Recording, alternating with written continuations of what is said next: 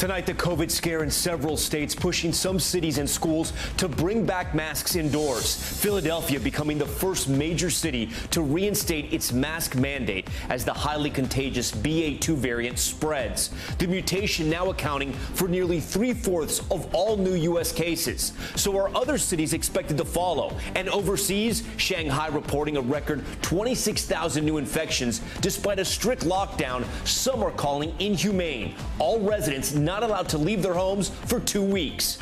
Russia's Butcher, the chilling new drone showing bombed out apartments in Bucha, where young families with children used to live. Russia's attacks on civilians expected to continue as the Kremlin appoints a new general known as the Butcher of Syria for his cruel history towards the people there. And tonight, Ukraine warning of ramped up attacks in the country's east as satellite images show an 8-mile-long Russian convoy heading towards Kharkiv. Ghost gun crackdown, President Biden announcing new regulations on the kits that allowed anyone to build a firearm without a serial number or background check. A ghost gun used in the killing of a teenager just this weekend. And our Vaughn Hilliard got a first-hand look at just how easy the kits are to buy. Attorney on Demand, the app that allows users to connect with lawyers if they're pulled over and also record the entire interaction. The technology launched after the deadly shooting of Dante Wright during a traffic stop 1 year ago. Shaquille Brewster puts it to the test for Top Story. Trapped on the tracks, the shocking moment a train collides with a car in Argentina. A family inside. What caused the car to get stuck in the train's path?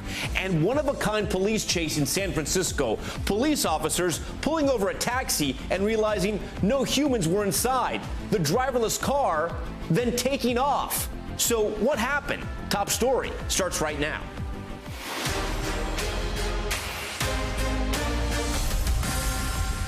And good evening. Are we on the cusp of a COVID comeback? We begin Top Story tonight with the spread of the BA.2 variant. After weeks of normalcy, cases once again on the rise in more than 24 states, triggering the return of some old restrictions.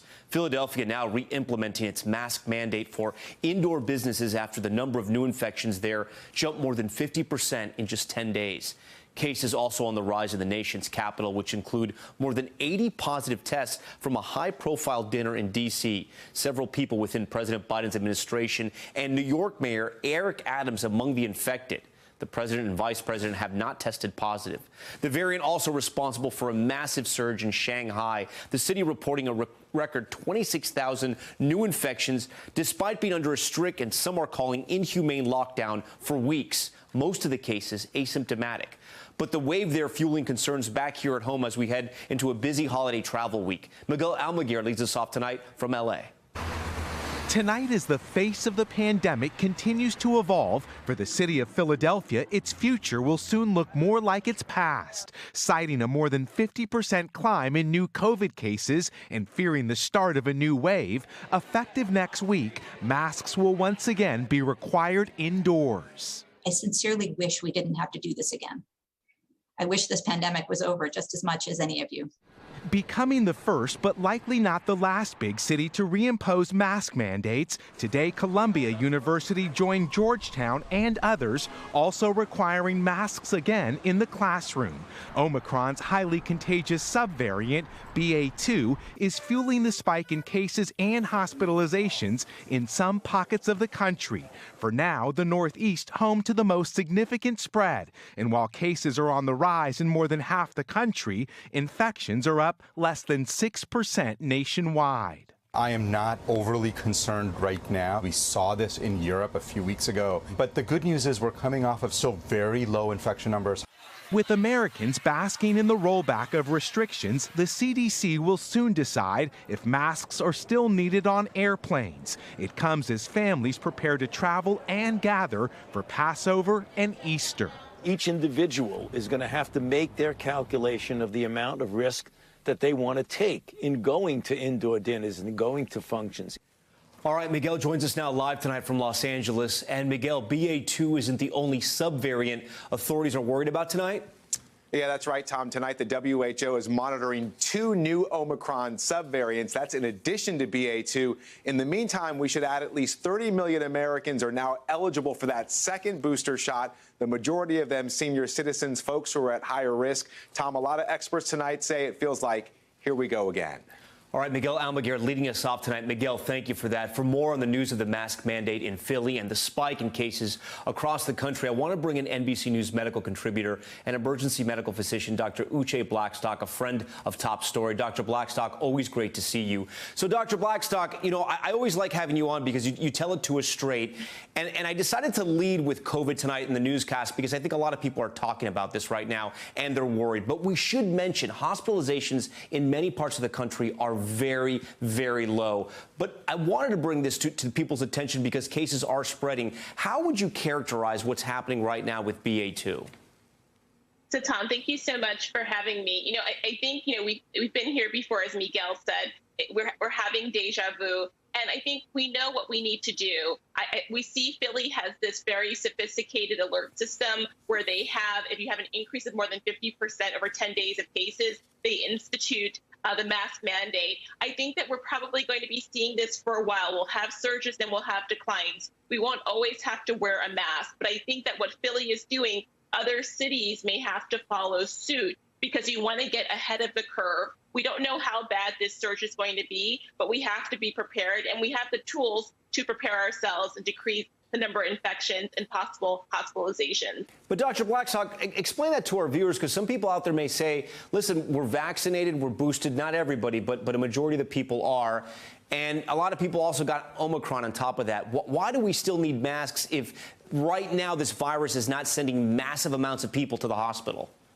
Right. So I would say not yet. We don't know what's going to happen in the next few weeks. And so, we're seeing the same pattern where the cases increase in the Northeast. This happened before, and then it spread to the rest of the country. So, yes, we may have partial immunity in people who have gotten Omicron during the last surge, but we also have waning immunity of people who were fully vaccinated and haven't gotten their boosters. You know, we still need over half of people who are eligible to get boosted. So again, that's potentially dangerous. And we know these subvariants, you need that extra booster shot really to protect yourself against both infection and hospitalization. And we still have a good number of elderly people out there who are not boosted. And we have people who are immunocompromised that we also have to look out for. And so I think that we need to think about a collective response. And to ask someone to wear a mask, it really is not a big request. And it's only temporarily until the surge declines. So Dr. Ashish Jha is the new COVID czar for the Biden White House. And he said right now he's not too concerned with what he's seen because of what we saw in Europe. Can you explain to our viewers what exactly happened with BA2 in Europe? Well, the thing with BA2 in Europe, in some countries, it did lead to a surge in hospitalizations, like we saw in the UK. So I think that we really don't know how that's going to play out here, because while we can compare the U.S. and European countries on some levels, we do have differences in vaccination rates, in booster rates. We also know that because of congressional funding, we don't have testing and treatments covered for people who are uninsured. So we have to really think about all of those factors. I think now we're seeing the beginning of the surge. Again, we don't know how badly it can happen, but again, we have the precautions that we know work, and we may need to put those in place to prevent a larger surge.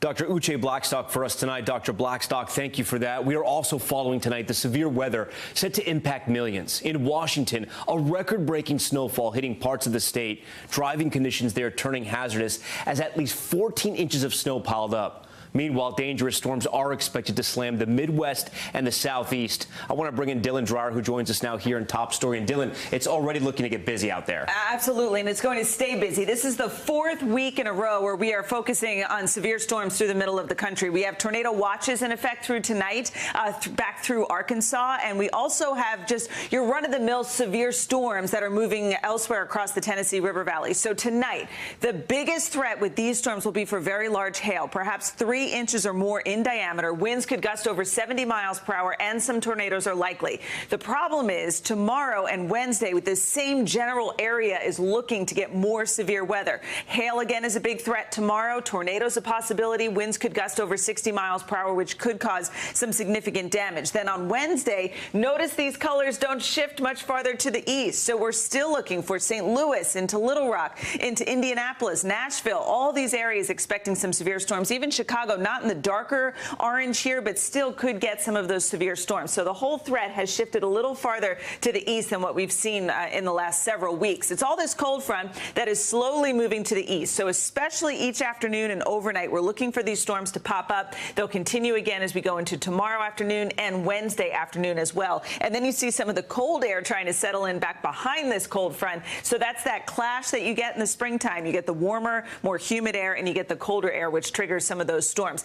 Because the same areas are looking for the storms over the next several days, we also have the threat of some flooding with as much as 3 to perhaps up to 5 inches if you get stuck in some of those heavier downpours. So flooding will be a concern as well, Tom. So I know you're watching the storms, but we were talking about that snow in Washington earlier, and it could be up to 2 feet of snow. Are we talking about an April blizzard here? April blizzard because of the windy conditions, especially back through parts of North Dakota and into Montana as well. Also want to point out, Portland has never reported measurable snow in April, ever before. We already have an inch of snow on the ground in Portland. So that obviously is going to lead to some very dangerous conditions on the roadways as well. But it's these areas across eastern Montana and most of northwestern parts of North Dakota where we could see up to 18 to 24 inches of snow locally. So, I mean, it's April. Weird things happen, but things are really, really happening as far as the severe storms and the snow is concerned, Tom. All right, another busy week when it comes to weather. Dylan, we thank you for that. I want to turn now to the latest on the war in Ukraine.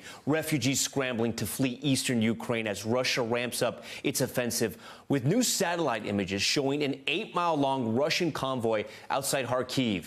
Gabe Gutierrez is on the ground tonight for us. This body camera video shows a firefight in the besieged southeastern city of Mariupol, where Ukraine's President Zelensky now says it's likely tens of thousands of people are dead, though that number cannot be verified. After its defeat around Kyiv, Russia is now shifting its assault east. Tonight, U.S. officials say they've seen efforts by the Russian military to resupply and reinforce their troops in the eastern Donbass region. The country's largest city in the east, Kharkiv, is seeing more deadly airstrikes, as satellite images show an ominous 8-mile-long Russian military convoy on the move near Kharkiv. President Zelensky over the weekend hosted British Prime Minister Boris Johnson and defiantly strolled through Kyiv, while Zelensky told CBS that President Biden and the U.S. are still not providing Ukraine with enough weapons to win. Whether we will be able to survive depends on this. But unfortunately, I don't have the confidence that we will be receiving everything we need.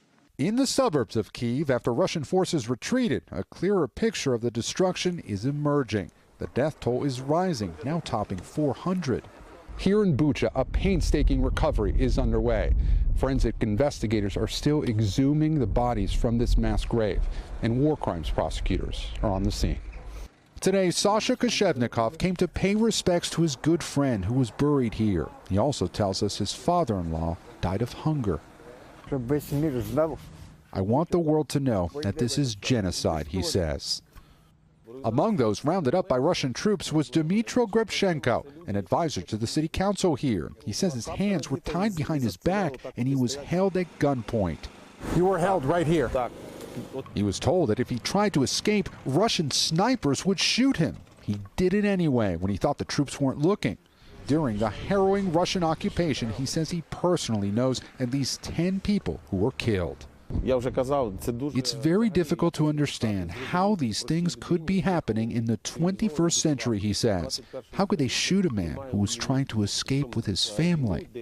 Tonight in Bucha, there are many such questions, but few answers. Tom, just such a harrowing story, and we keep hearing those each and every day, new atrocities. And now President Zelensky is warning of this new Russian offensive to the east. He's urging his people to scramble to safety.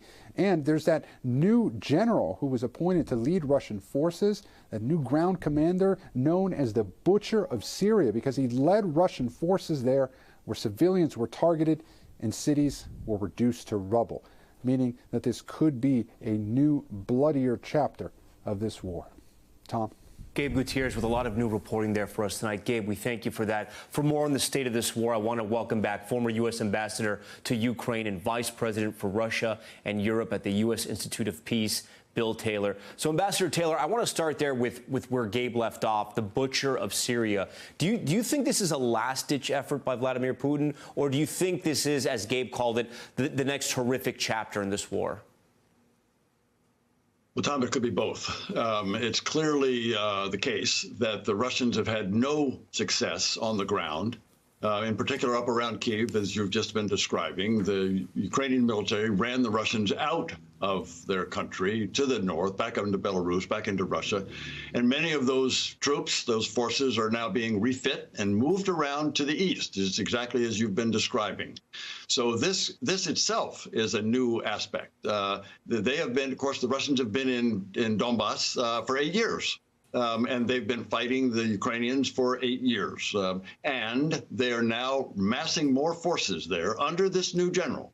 And you're right to ask the question about the general. He has a terrible reputation for doing brutal things. He has even been accused of overseeing gas use in Syria. He is the butcher of Syria, as your reporter just described. So this could be grim. A new chapter, but it may also be an indication that they're worried about their ground troops not being up to the task. Ambassador Taylor, anytime we hear from President Zelensky or one of his aides, they are asking for more weapons, right? And NATO and the U.S. at the start of this war sort of got into this political speak, if you will, this debate about offensive versus defensive weapons. The Ukrainians have said, listen, it doesn't matter to us. Call them whatever you want. We just need the weapons. Should we be sending more weapons to Ukraine at this point? Tom, absolutely. We should send everything they need. We should send everything they need in order to fight this war. Again, they're fighting for us. They're fighting on our behalf. We should at least provide all the weapons that we can. And these are heavy weapons that we're talking about. You're absolutely right. It makes no sense to talk about offensive and defensive weapons when you're invaded. You're invaded by the Russians and you're fighting against them. So it doesn't matter if it's offensive or defensive weapons. They need the tanks. They need heavy artillery. They need armored personnel carriers. They need some way to shoot down those aircraft. That's going to be very important. So, Ambassador Taylor, one of the reasons I wanted to have you on tonight was to sort of peel back the curtain and tell us why you think Austria's Chancellor, Karl Nehammer, was there, met with President Putin in Moscow. He's the first European leader to do so since the invasion started. We've talked a lot about how isolated Putin has become. What do you make of this meeting? So it's an attempt by a European to first talk to the Ukrainians and then talk to President Putin to describe what's really going on, to describe the stakes. He may also be able to describe the horror that his troops are inflicting on Ukrainians and the horror that Europeans understand these attacks. So the Austrian Chancellor may be able to make this point to President Putin. He needs to understand that it is going badly. He needs to understand that he needs to find some other way than the military to pursue this war. We hope Mr. Nehammer can get through to Putin the way you just spoke about. Ambassador Taylor, thank you once again. Next tonight to France's high-stakes presidential election, now whittled down to the final two candidates after Sunday's first round. Current President Emmanuel Macron will go up against far-right candidate Marine Le Pen. The two faced off in 2017, but this year might be an even closer race. Here's Ann Thompson. Tonight, a rematch runoff in the battle for the most powerful politician in France, current President Emmanuel Macron and far-right candidate Marine Le Pen. The two will face off on April 24th as a repeat of their 2017 election. Macron beat Le Pen 5 years ago in a landslide, but the world has changed, as has the political landscape in France.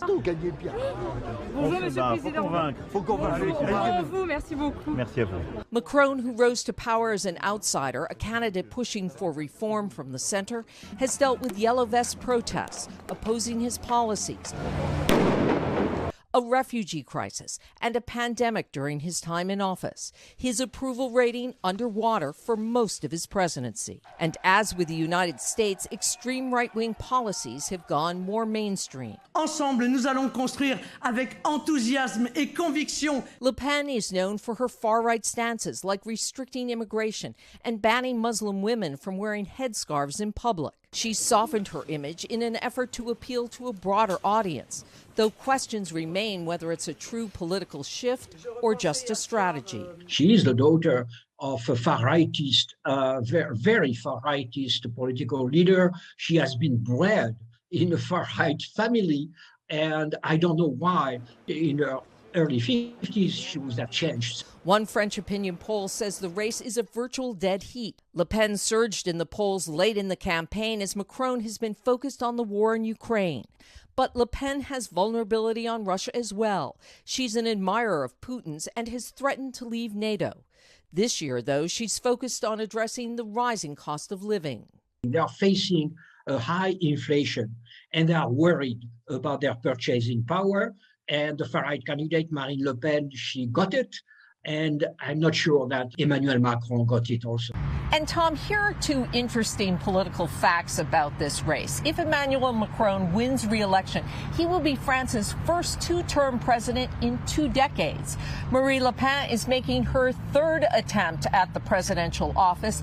And if she wins, she will be France's first female president. Tom? Ann Thompson for us tonight, and we thank you. Back here at home, new developments tonight in the legal battle over ghost guns.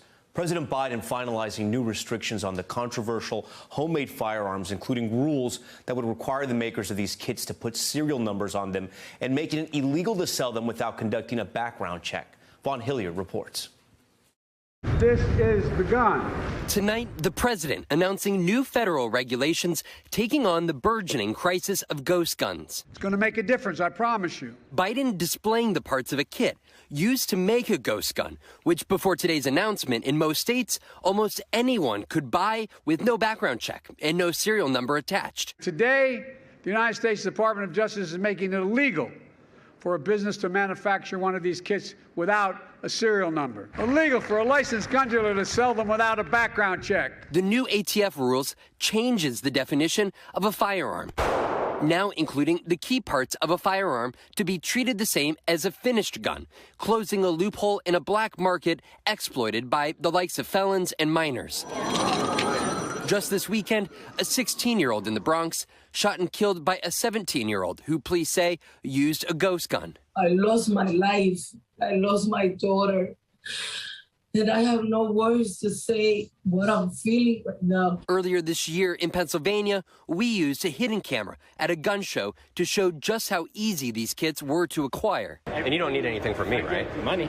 Money? Yeah. But no ID or anything. We're not doing background check. No. And they take relatively little time to build. How long does it usually take it? First time, it's probably going to be like an hour and a half, 2 hours. Okay. I mean, my fastest time was like 24 minutes. 24 minutes? Yeah. We surrendered this kit to law enforcement and filmed them assembling it to completion in just over an hour. And we spoke with one of the distributors of the kits. You're following the laws right now. Yeah, 100%. Handing over those kits just for cash, that is by the books. Yeah, it's like buying a lawn chair at Walmart. You can buy a lawn chair in cash. But that may be changing. The president today, flanked by reform advocates who have aggressively urged the Justice Department to expedite the new federal ATF rules, classifying these parts as firearms and requiring sellers of the kits to be federally licensed. One of them, Pennsylvania's Attorney General, Josh Shapiro. We're up against unserialized, untraceable, deadly weapons making their way into the hands of criminals. The number of ghost guns recovered by law enforcement in Philadelphia increased by 5 times in just 2 years. You've said federal action must be taken. That happened today. How will this impact your crackdown efforts? Well, this will certainly help us. We need to keep guns out of the hands of criminals and simply require a background check on those who want to buy a ghost gun. All right, so Vaughn joins us now here in studio live. Vaughn, you know, you and your team have sort of been at the forefront of the reporting on this, and we were just talking while your story was running.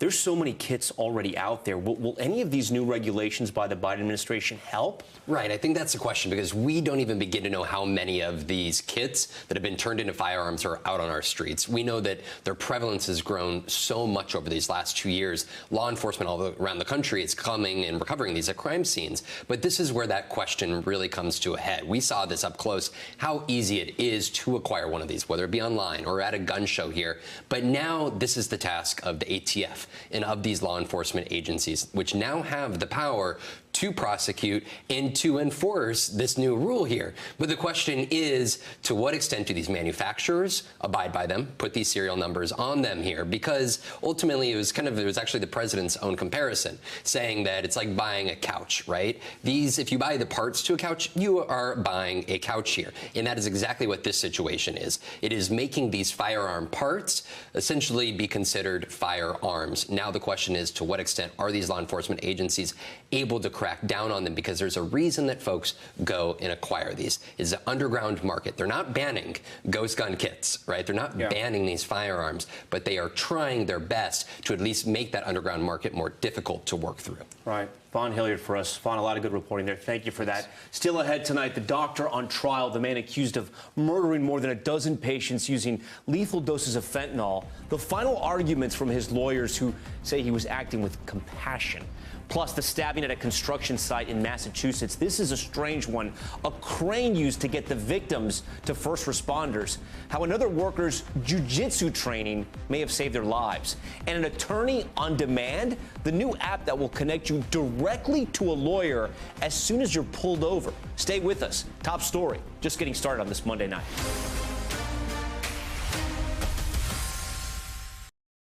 All right, we're back now with an Ohio doctor's fate that will soon be in the hands of a jury. William Hustle is accused of murdering 14 of his patients. Tonight, both sides making their case one last time to jurors. Jesse Kirsch reports.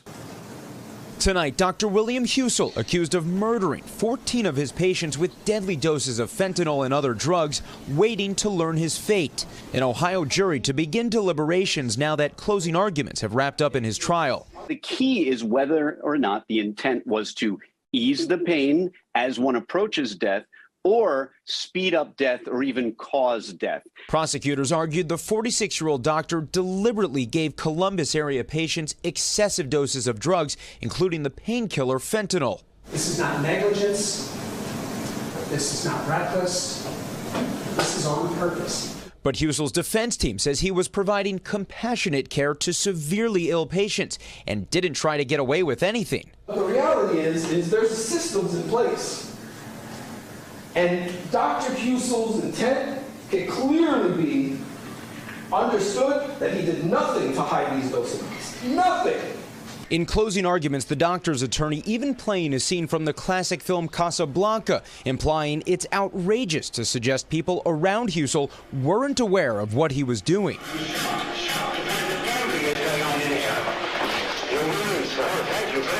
Shocked that these doses are here. Come on, really? But Dr. Robert Klitzman, a professor at Columbia University, says the doses Husell is accused of administering repeatedly are out of bounds. I've never met him. I'm relying only on what I've been reading in the news.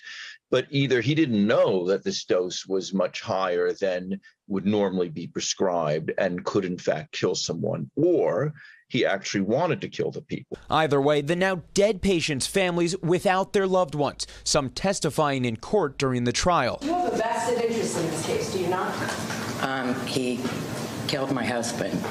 And I realize that's your belief. No, it's not my belief. That's what happened. Now waiting on a verdict.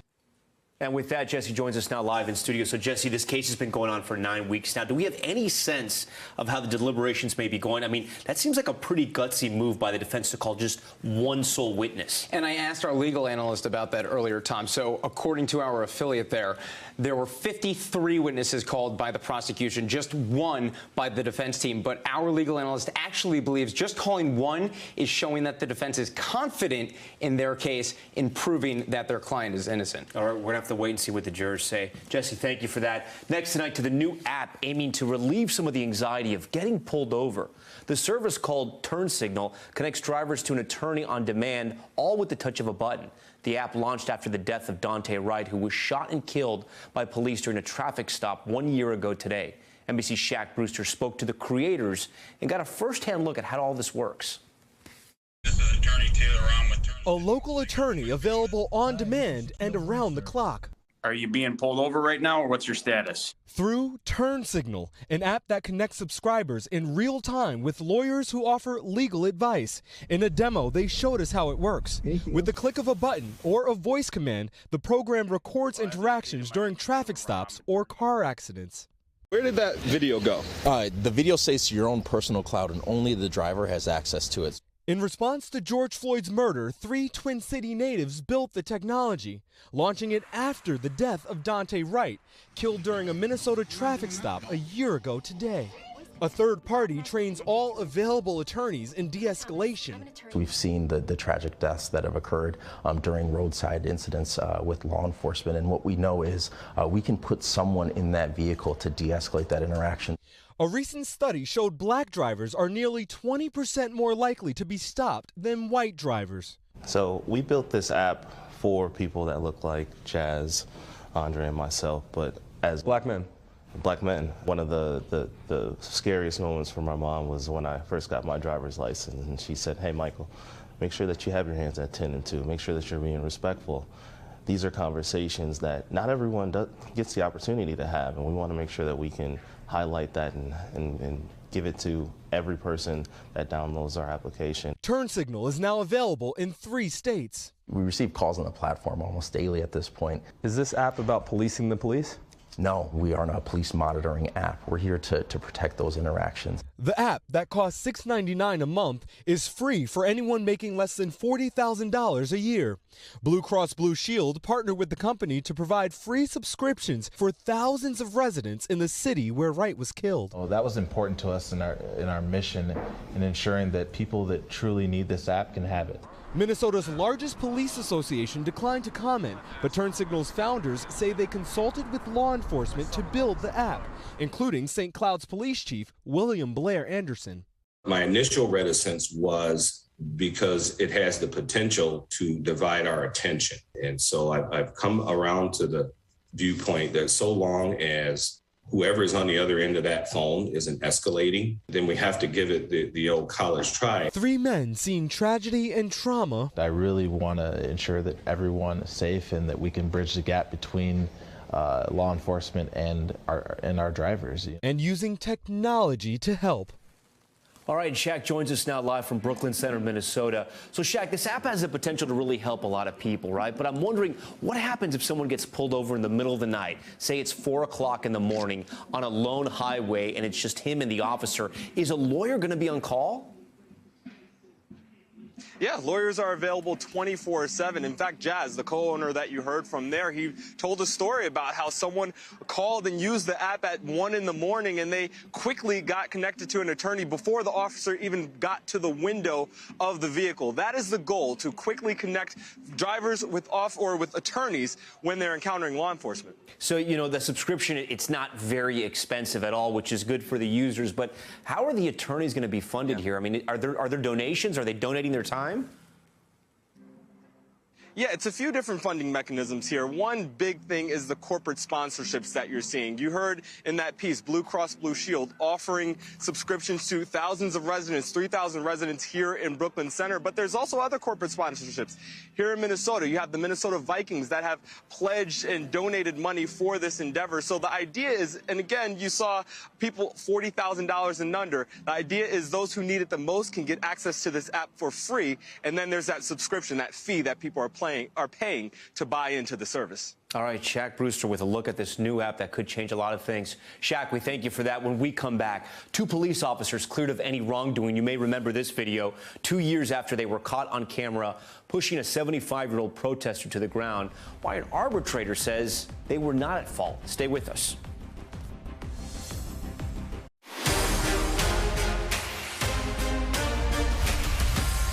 All All right, we are back now with Top Stories newsfeed, and we begin with the double stabbing at a construction site in Cambridge. New video shows authorities using a crane to lower the victim to the ground.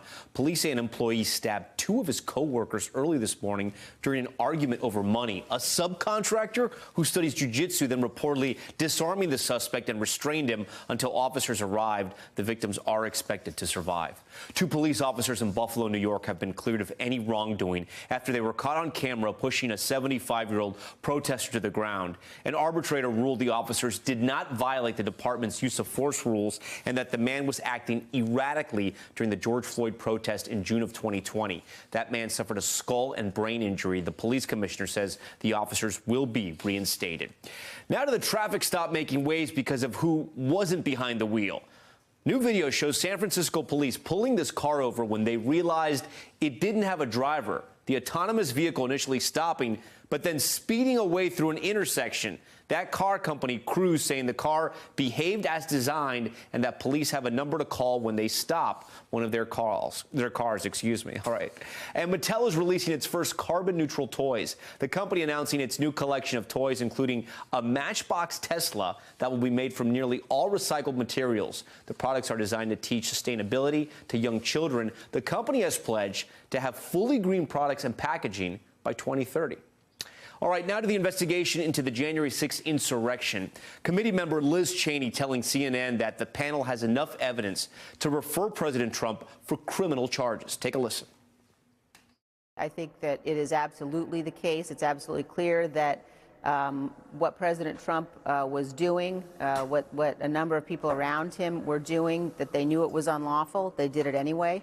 I think you certainly saw that in the decision that was issued by Judge Carter a few weeks ago, where he concluded that it was more likely than not that the President of the United States was engaged in criminal activity. All right, with that, NBC News correspondent Josh Letterman joins us now from outside the White House. Josh, Representative Cheney there did not mince words, sounded pretty clear, but where does the rest of the panel stand? Well, nobody on the committee, Tom, has disagreed with the notion that they have accumulated enough evidence now to say that former President Trump committed crimes. The debate is about whether they should actually submit a criminal referral to the Justice Department, because they don't want for it to look like if Attorney General Garland does go ahead and pursue charges against Trump, that he's only doing it because a largely Democratic committee in Congress told him to. And this committee also sees their primary purpose here really in bringing this information not to prosecutors but to the public. They're really focused on those public hearings that we expect the committee to hold in the coming months, which Democrats hope will go a long way toward emphasizing for people exactly what President Trump did as it's on voters' minds in the run-up to the election. And so they are concerned about anything that might be a distraction from their mission of bringing this evidence to the American public. Let's dig a little deeper here, though. If the panel does decide to refer President Trump for criminal charges, and you said it there, you said the E word, elections, the midterms are coming up, what would that look like, and how does Merrick Garland essentially make it not look like this is being politicized by Democrats? Well, the dirty little secret here is that a criminal referral from Congress actually has no legal effect whatsoever. The Justice Department can, if it wants to, investigate something because Congress asks it to, doesn't have to, but it also can investigate anything it wants regardless, even in the absence of a referral from Congress. And so Merrick Garland doesn't need anything from Congress to be able to investigate and charge Trump if he thinks that's appropriate. And in fact, there's already a court decision from a federal judge just a couple of weeks ago in a case that's related to the work that the committee is doing, where the judge himself said it is more likely than not that President Trump committed crimes, specifically potentially a conspiracy to mislead the American people, as well as obstruction of a congressional proceeding. So there's already plenty of reason for the Justice Department and the Attorney General to go forward with investigating and potentially charging President Trump without anything from Congress. And certainly if the Attorney General does take that step, that will be a huge political headline that Democrats will be very focused on playing up in these final months leading up to the election. Tom? All right, Josh Letterman for us tonight. Josh, thank you for that. We continue our COVID-19 coverage. And in China, the city of Shanghai on lockdown. reporting a record 26,000 cases in just the past 24 hours. But 96% of those who tested positive were asymptomatic, and now there's growing anger by citizens after weeks of being confined to their homes. Sky News' Tom Cheshire in China tonight. They have been locked in their compound for more than 2 weeks, and they don't have enough food. "We only want supplies," they shout, in this video verified by Sky News. "Why are you beating people?" Others, even more desperate, took matters into their own hands. People ransacked this supermarket. Shanghai is fraying under its lockdown. COVID-positive patients cannot isolate at home, no matter how mild their symptoms. Instead, they're sent to quarantine centres. But this one hasn't even been finished. It is confusing and it is exhausting. Jane Polubotko, a Ukrainian resident of Shanghai, has spent the last 2 weeks here after a COVID diagnosis. She's since tested negative twice, but still has not been told when she can leave. This is the bathroom area, shower area. This is how the girls are usually wash their hair, me too. The atmosphere here just was becoming more, like people were getting more and more anxious, people starting arguing with the medical staff on a regular basis. I think the frustration is coming from people not being clear about when are they going to leave, how many tests you need to leave. Others face even more extreme circumstances. Liang Liang took her 66-year-old mother to Shanghai for surgery to treat her cancer, originally scheduled for last month. But her mother tested positive for COVID-19 on a rapid antigen test and now can't enter the hospital. 他就是全身痛，然后就是全身发热、出汗，然后整个身体都已经虚脱了。所以我现在很害怕的是，我们离开酒店了，然后到医院，如果我妈妈测出来是阳性的话，我们就要流入街头了，又进不了医院。 All of that is the price of China's dynamic COVID-0 policy, a policy it has said it will not abandon. If it did, officials say, China's healthcare system would collapse. But there are fears that the scenes in Shanghai could be repeated elsewhere in China as infections continue to rise. Guangzhou, a manufacturing hub in the south, has said it is testing all of its 18 million residents after a few cases of Omicron were detected. In Beijing, some communities have been sealed off, the entrances padlocked. They're terrified that Omicron will spread in the capital. This is only a localized lockdown, but this is where Shanghai was just a few weeks ago before that full-scale lockdown. Zero COVID can spiral quickly out of control. The people are powerless. More than 2 years into the pandemic, 26 million are still locked away. In Shanghai, they go to their windows and they howl their frustration into the night. Tom Cheshire, Sky News, Beijing. Turn now to our global watch here on Top Story. We start with a terrifying train crash caught on camera in Argentina. Take a look at this security footage, showing this train slamming into a car with a family trapped inside. One man sent flying by the collision. The car stalling on the tracks just moments before the crash. The family was taken to the hospital. Get this, with only minor injuries. Investigators now looking into what stalled that car. In Australia, a couple trapped in a burning car are lucky to be alive. Newly released body cam footage showing officers rushing to the car, ripping glass windows aside to reach the couple. The officers cutting through their seatbelts, dragging them from the wreck. That car exploding just seconds later. The couple was hospitalized with minor injuries. All right, when we come back, a brother's gift. The man in desperate need of a kidney after a battle with COVID-19, and his perfect match was right beside him from the very beginning. Stay with us. Finally tonight, a pastor practicing what he preaches, but this time his message and actions weren't for his flock, but rather for his own brother. Ernest Adams Jr. from St. Louis is used to life on the open road, but for this trucker, it all changed in 2020 after a battle with COVID. Now, I've been driving for about 38 years now, and I can't drive while I'm on dialysis. His doctors warned that dialysis was not a permanent solution for kidney failure. While dialysis is a good bridge for life, it's certainly not a long-term answer. And ultimately, renal failure will ultimately have taken his life. Ernest was placed on the transplant list, but finding a match could take years. At Barnes-Jewish Hospital, the wait time for a kidney transplant is around 3 years. Ernest reached out to family and friends, hoping to find a match for a new kidney. Answering the call, his younger brother, Cedric, a pastor, and his kidney, a perfect match. And when she told me, it was like the world stood still. I'm like, really? I said, I matched? From one brother to another, a new perspective on brotherly love. I'm looking at this as a part of helping my brother, showing brotherly love, but this is ministry. Their surgery is planned for April 19th. I don't even know how to compensate him for being such a good man. These brothers hope their story inspires others to consider organ donations. It's not every day that people in society get to save someone's life. But in this case, Cedric, who's a pastor, is truthfully saving the life of his brother. You know, this is like a gift, a new life. That's how I take it. And we wish the Adams brothers a successful surgery and a speedy recovery. We'd like to thank our St. Louis station, KSDK, for their help with that story. Thank you for watching Top Story. I'm Tom Llamas in New York. I'll see you right back here tomorrow. More news on the way.